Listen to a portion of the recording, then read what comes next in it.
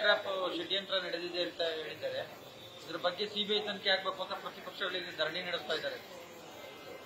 ಅಲ್ಲ, ಈಗ ನಮ್ಮ ಸರ್ಕಾರದ ಸಚಿವರು ಗಂಭೀರವಾದಂತ ಆರೋಪವನ್ನು ಮಾಡಿರೋ ಹಿನ್ನೆಲೆಯಲ್ಲಿ ನಾವು ಸಹ ತನಿಖೆ ಮಾಡಬೇಕು ಅಂತ ಹೇಳಿ ಎಲ್ಲ ರೀತಿಯಲ್ಲೂ ಒತ್ತಡ ಆಗ್ತಾ ಇದ್ದೇವೆ. ಈಗ ನಿನ್ನೆ ತಾನೇ ನಮ್ಮ ಹೋಮ್ ಮಿನಿಸ್ಟರ್ ಅವರು ಒಂದು ಉನ್ನತ ಮಟ್ಟದ ತನಿಖೆ ಮಾಡ್ತೇವೆ ಅಂತ ಹೇಳಿದ್ದಾರೆ.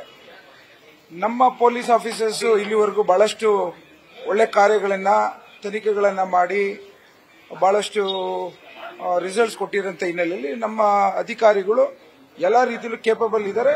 ಅವರು ಇವಾಗ ಏನು ನಮ್ಮ ತನಿಖೆನ ಶುರು ಆಗುತ್ತೆ, ನೋಡೋಣ ಯಾವ ರೀತಿ ಬರುತ್ತೆ ಅನ್ನೋದು. ವಿರೋಧ ಪಕ್ಷವರು ಸೇರಿದಂತೆ ಸ್ವಪಕ್ಷೀಯರೇ ಈ ರೀತಿ ಮಾಡಿದ್ದಾರೆ ಅನ್ನೋ ಥರದಲ್ಲಿ ಚರ್ಚೆ ಮಾಡ್ತಾ ಇದ್ದಾರೆ. ಅದನ್ನ ರಾಜಕೀಯ ಬಣ್ಣ ಬಳಸ್ಕೊಳ್ಳಿಕ್ಕೆ ವಿರೋಧ ಪಕ್ಷದವ್ರು ಕಾಯ್ತಾ ಇದ್ದಾರೆ. ಇಲ್ಲೆಲ್ಲೋ ಒಂದ್ ಕಡೆ ಇದನ್ನೆಲ್ಲ ಬಿಟ್ಟು ಈ ಒಂದು ಹಿನ್ನೆಲೆ ಏನು, ಯಾವ ರೀತಿ ಈ ಒಂದು ವ್ಯವಸ್ಥೆಯಲ್ಲಿ ಏನ್ ನಡೀತಾ ಇದೆ ಅನ್ನೋದನ್ನ ನಾವು ತಿಳ್ಕೊಳ್ಳಿಕ್ಕೆ ಕಾತುರದಲ್ಲಿದ್ದೇವೆ. ಸೊ ಹಾಗಾಗಿ ಇವತ್ತು ನಮ್ಮ ಮಂತ್ರಿಗಳು, ಗೃಹ ಮಂತ್ರಿಗಳು ಏನು ಹೇಳಿಕೆ ಕೊಟ್ಟಿದ್ದಾರೆ, ಉನ್ನತ ಮಟ್ಟದ ತನಿಖೆನ ಮುಂದಿನ ದಿನಗಳಲ್ಲಿ ಶುರು ಆಗುತ್ತೆ. ಮುಂದಿನ ದಿನಗಳಲ್ಲಿ ನಮಗೂ ಸಹ ಎಲ್ಲ ತಿಳಿಯುತ್ತೆ ಅಂತ ನಾನು ಹೇಳಬಲ್ಲೆ. ನಾನು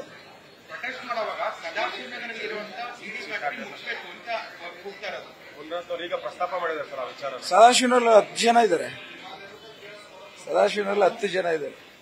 ಯಾರ್ಯಾರು ಏನೇನೋ ಮಾಡ್ತಾರೆ ಅನ್ನೋದು ನಿಮ್ಗೆ ಗೊತ್ತಿದೆ. ಸೊ ಹಾಗಾಗಿ ಯಾವ ರೀತಿ ಈ ವಿಚಾರಕ್ಕೆಲ್ಲ ನಾವು ಕಾಮೆಂಟ್ ಮಾಡ್ಕೊಂಡು ಹೋದ್ರೆ ಸೂಕ್ತ ಅಲ್ಲ ಅಂತ ನಾನು ಭಾವಿಸ್ತೇನೆ.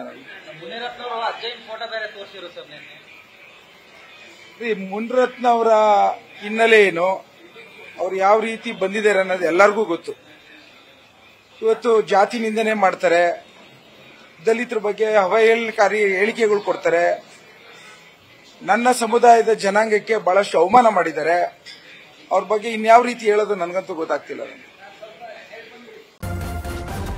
ನ್ಯೂಸ್ ಫಸ್ಟ್, ನಿರ್ಭೀತಿಯಿಂದ ನಿಮ್ಮ ಪರವಾಗಿ.